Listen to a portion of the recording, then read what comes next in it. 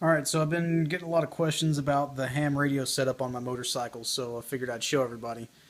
This is basically going to be loaded straight from my phone with no editing. This will be the first video I've done like this.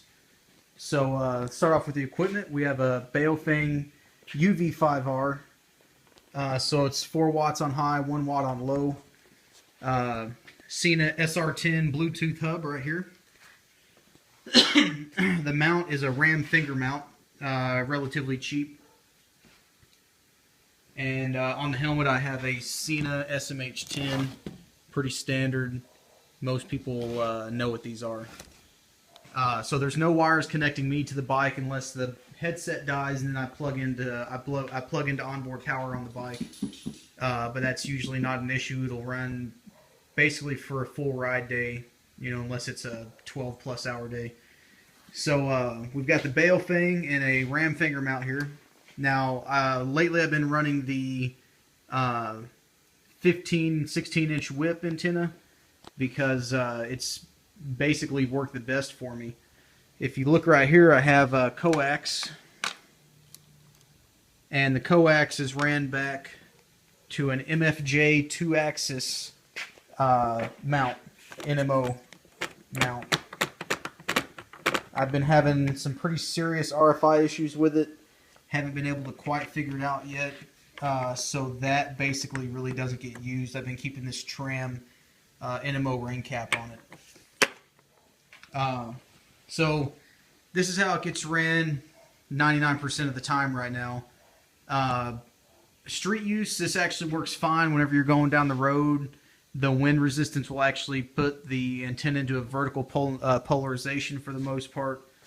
Off-road, I will sometimes run the Nagoya NA701, which is an 8-inch whip antenna. It comes up to about right here. That keeps it below the windshield. The wind doesn't push it around. It doesn't flop around as bad. Off-road, this will actually flop around enough to hit the windshield, or come up, and sometimes if I'm far enough forward on the bars, it'll hit me in the it'll hit me in the helmet, not the face. Right now, this radio is running a 12-volt adapter. Ran into the 12-volt plug right there, the dual outlet weatherproof plug on the bike. This one with the wide plug and the LED light on the plug has not given me any RFI problems. However, this one right here with the straight plug on it, I think it's made by TENQ. This one has caused me severe RFI problems on the motorcycle. I cannot transmit with it. In the cage, it's worked fine before. I never really use it anymore since I have the mobile permanently installed in there with my SSB5 half wave on there, which I used to run on the motorcycle till I started having the RFI issues with it. So this is the standard Sena Kenwood 2-pin adapter for their SR10. It's worked fine. One thing I have noticed is that you have to pay attention to which one you get.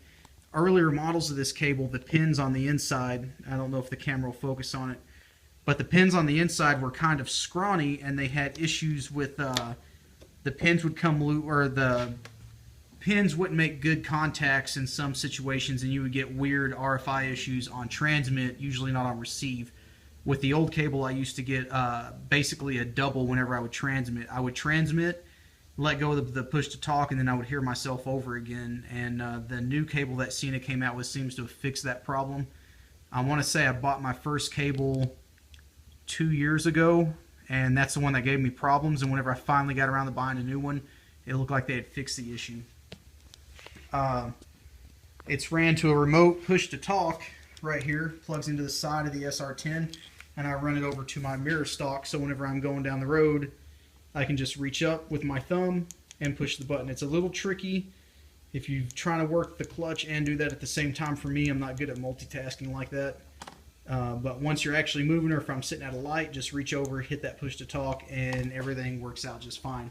There is a half-second or so period if you're listening to, like, I've got my phone Bluetooth to my SMH10, so my SMH10 will actually disconnect from the SR10 hub and connect to my phone for music or phone calls. I mainly use it for music.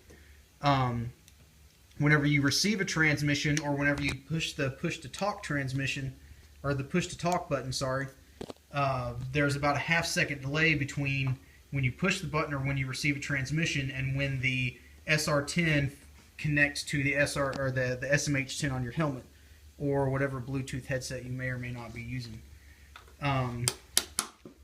This is my oldest Baofeng. I've got 3 of these UV5Rs, and I've got 2 BF888s. The BF888s are UHF only. This is a dual band UHF VHF. This is my oldest one. The volume control no longer works on it for the most part. It's either on or off. Actually, I'll unplug this. You can actually probably hear the larking in it. It would sync up the whole entire house like perfume. That is the repeater that me and my buddy normally use. The guys on ADV Rider know him by Stoke. That's the repeater that we normally use. It covers most of San Diego County until you get over the mountains into the desert. Since whenever we're riding together in close proximity, we obviously use a simplex frequency. Since we're using the handhelds with the whips installed on them, we usually use the 70 centimeter call, which is 446.00. That seems to get us the best range between that and the VHF call, 146.52. If there's any questions, post them in the comments on this video, and I will get back to whoever asks. Till then, have a good night.